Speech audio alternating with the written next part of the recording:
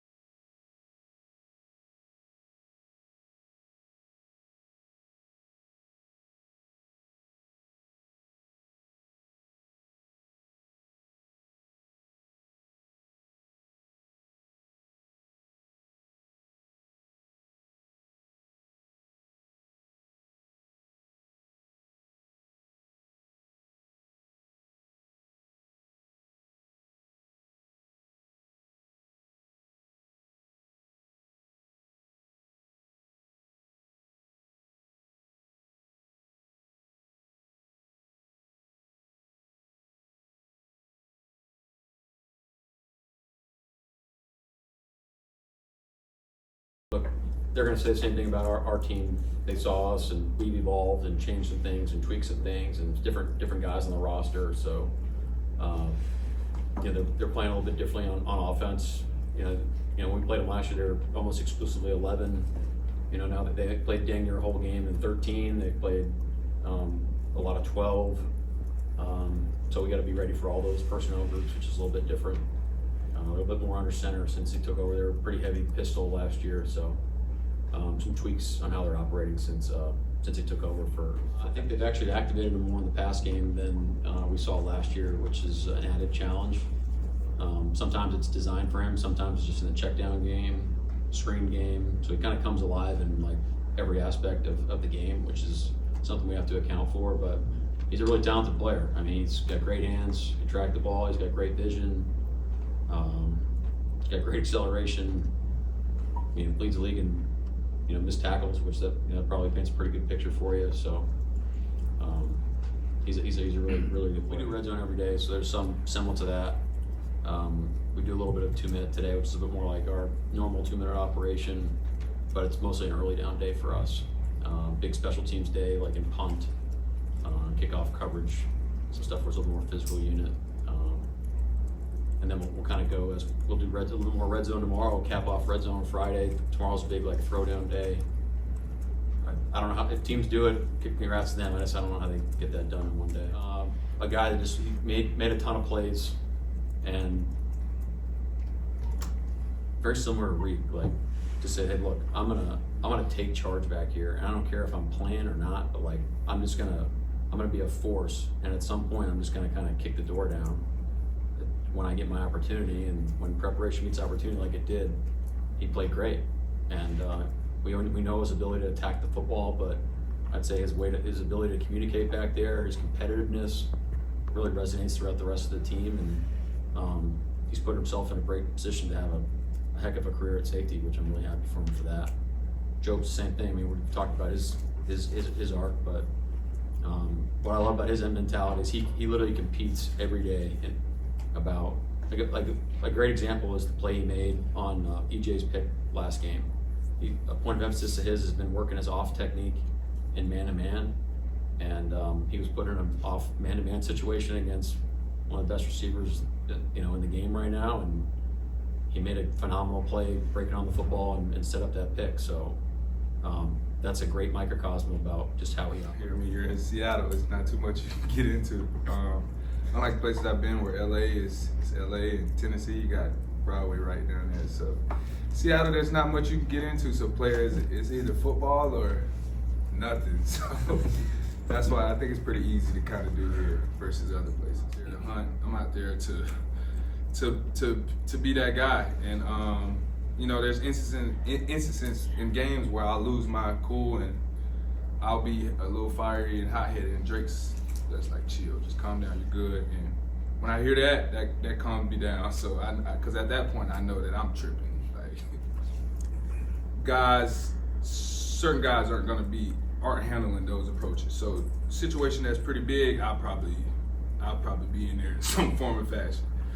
Something that's really chill that maybe be too chill, I gotta step out because I'm already up here. That may be Leo's time to talk. So I think we just find our avenue, find our ways, and we've kind of combined each leadership style to be able to display that message by whoever needs to. I think just finally getting some recognition, finally people are finally knowing who I am, and I mean it just feels good. I've been playing this game for a long time, and I've been in the back seat, so I'm ready to do what I got to do, keep playing, and get to that top. You're almost in one of those like southern towns. It feels like it's just like everything's about football here. It just feels like it's like people bleed Seahawks out here, and even like I said, even outside the building. All right, so there you go. You saw the injury report, and right off the bat, Leonard Williams did not practice today, which I wouldn't think it's a big deal because he talked to us, the media, and most of the time when a player talks to the media in their weekly press conference, the teams don't let injured players talk to the media because we would ask questions and things like that. So I think it's more of a rest day. But now, in terms of Young, Reed, and also Love, what happens now? The team, they're now designated to practice, which means the Seahawks have 21 days in which to determine whether to put the players up on the 53-man roster or put them on injury reserve for the rest of the season or free agency. So you pretty well can figure out that the goal here is for the team to try to get those three players back on the 53-man roster, that they are within that 21-day window. From what it sounds like, Julian Love is a little behind Jarran Reed in terms of them returning. Mike McDonald said that for Jarran Reed was more like he was healing type of process, which is different from what Love had. Love was more in terms of rehabilitating and also had to strengthen the muscle of the hamstring, if you remember, and Young had the wrist and hand injury. So I would say that you're going to see Reed definitely play on Sunday. I would say the same for Young. We're not going to know until Thursday or Friday in regards to Love, because he was limited in practice today, while Young was a full go, and also Jarran Reed was a full participation. But the Seahawks are going to need Reed, because as they play the Falcons, the Seahawks are ranked number 2 in terms of the rush defense, and the Falcons are number 8 in run, and they're led by Bijan Robinson, 995 yards already this season and 5 touchdowns. So I talked with Brian Murphy a little bit in the locker room, and he said, yeah, what we're going to try to do is do what we always do, try to make them one-dimensional. That is their opponent, which, as I said, is the Atlanta Falcons. So that's the key for the Seahawks. They've got to stop an Atlanta Falcons team whose record isn't so good, but they are, as I said, 8th against the run in the NFL, 8th in running the ball in the NFL.